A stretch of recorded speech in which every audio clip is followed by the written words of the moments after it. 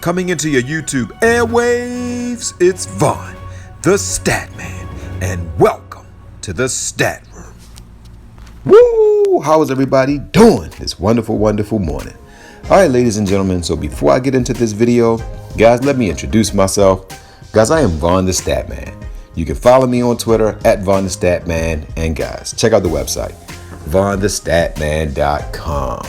All right, ladies and gentlemen, so my GPP streak came to an end yesterday after 6 games. I put up a 303. It was a good fight. It was close, but no cigar.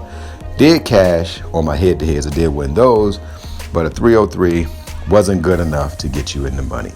So I'm going to do better for my community members today, but hey, a 6-day streak wasn't bad. All right, guys, so we got a 7-game streak on tap today. And ladies and gentlemen, I just want to tell you a little bit about when you play DFS today. There are a lot of games that have high scoring teams that are playing each other, like Minnesota, Washington, Dallas, and Brooklyn. Cleveland and Philly, I feel like that game could be a blowout. Denver, OKC is going to be high scoring because OKC is a very scrappy team. And Denver, I didn't realize how much Denver is hurting without having Millsap and Green, because those two guys play defense and they stabilize the backcourt.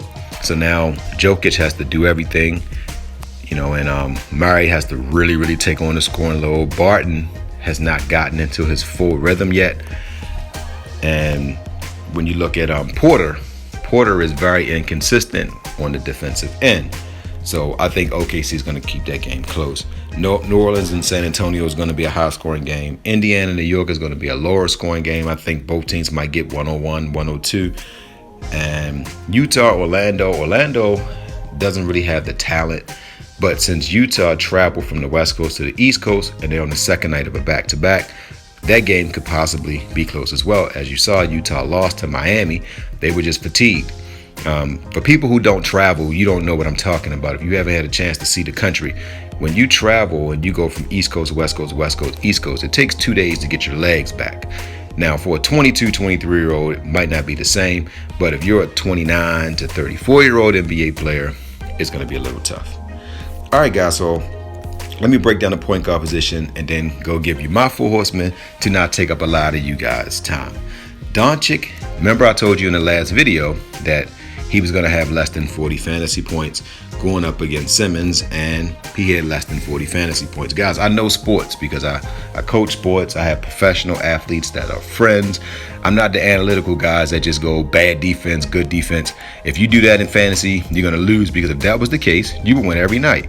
You can't just say this team is a bad defensive team and then put your guys against that team and win, because if you did that, you would never lose fantasy. And if that's the case, you wouldn't be watching videos to get tips. So that's not a smart fantasy strategy. You have to actually know basketball, or you have to get help from someone who actually knows basketball. I know the analytical side and I know the scheme side. I coached basketball, and like I said, I have friends who have played in the NBA and who have played in the NFL. So I have a little bit more of an insider information. I know, like how many people watching this video know what a boxing one is. Like if you don't know what that is, then you're going to struggle. Who knows what pick and pop is, so a down screen. If you don't know these things, you're going to struggle playing fantasy. All right, guys, let's get right into it. So Doncic at Brooklyn, this is a game where he's going to go off. He's not going up against a defensive juggernaut in Kyrie Irving, so he's going to do well. Westbrook is the point guard that I will give you. I think Westbrook has now found his rhythm. The Wizards have won 5 or 6 games in a row. And what it is Westbrook has turned. He's now lowered his turnovers. Let's look at him. Look, 5, 3, 2. But look at the games prior. 7, 8, 5, 3. Look at his games. He had 2, 3, and 5. If Westbrook gets 4 turnovers or less, it's going to be hard to beat this Wizards team, because Bradley Beal can shoot, Bertans can shoot, Wagner is starting to find his rhythm, Hachimura is starting to find his rhythm. This team is about to be scary. If they make the playoffs, they're going to be scary. But Westbrook is the first player in the 4 horsemen. Now, I love Simmons against Cleveland, but I feel like he's only going to play 3 quarters because they're going to blow Cleveland out, guys. Irvin is going to want to show Luka that he's still the man, so I love Kyrie. Murray has to score, guys. It's Murray and Doncic they're the only consistent guys.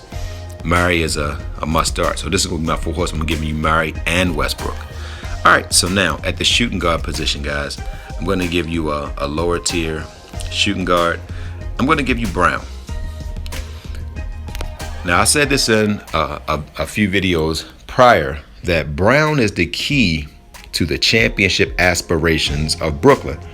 Kyrie Irving's job is to score and set up DeAndre Jordan on lobs. If you watch the game, that's what he does. He scores, he sets up DeAndre Jordan on easy dunks. Brown is the on-ball defender, which means he's going to guard the other teams. So he's going to stop Hardaway today. He's going to be on Hardaway or Richardson. So he's going to stop one of those two guys. So Kyrie and Harden can just do their thing. Harden just distributes, gets everybody into a rhythm, but Bryce Brown is the glue. He's the Draymond Green of this team. And he's going to get some fantasy points tonight because he's going to be in the passing lanes and he lives around the rim. So he's going to probably get you about 7 rebounds. I'll say 30 fantasy points is in his future tonight. Now, at the small forward position, guys, he's going to be my 4 horsemen boomstick. Play of the night is none other than Josh Hart. Guys, Josh Hart going against San Antonio. This could be one of those 40-point games. Josh Hart is a guy where if he was consistent, he would be a star. But he's a guy who he has a bad game, good game, bad game. So he's inconsistent. So that makes him a solid role player. That's why he comes off the bench. Because if he's on, he'll spark your team to a win. If he's off, the team could actually lose because they need him. See, the thing about the NBA, guys, your starters, they are the ones that keep the ball rolling. Great teams, when the bench comes in, they don't lose momentum. The bench can increase a lead or get a team back into a lead. That's why the Lakers are so dangerous. That's why the Clippers are so dangerous, because their bench is deep and they can keep you into a game, or when the starters is off, they can get you, back into the right rhythm. If you look at the teams that don't do well, look at the bench. All you gotta do is look at their bench. Portland, when they get Nurkic back, they're going to be a problem. When they get McCollum back, because all the guys that's playing with Portland now are bench players. Cantor's a bench player. So anyway, so that's it, guys. So you got Hart, Brown, Murray, and Westbrook. All right, guys, so this lineup here should get you close to 200 fantasy points. I'm thinking you'll get about a 175 with these 4 players. All right, guys, so that's it, guys. So, guys, don't forget to win-win. That means give people what they want so you can get what you want. And guys, don't forget to think and ink. That means write it down so that way it can come true. And good hunting on all your DFS contests today. Love you.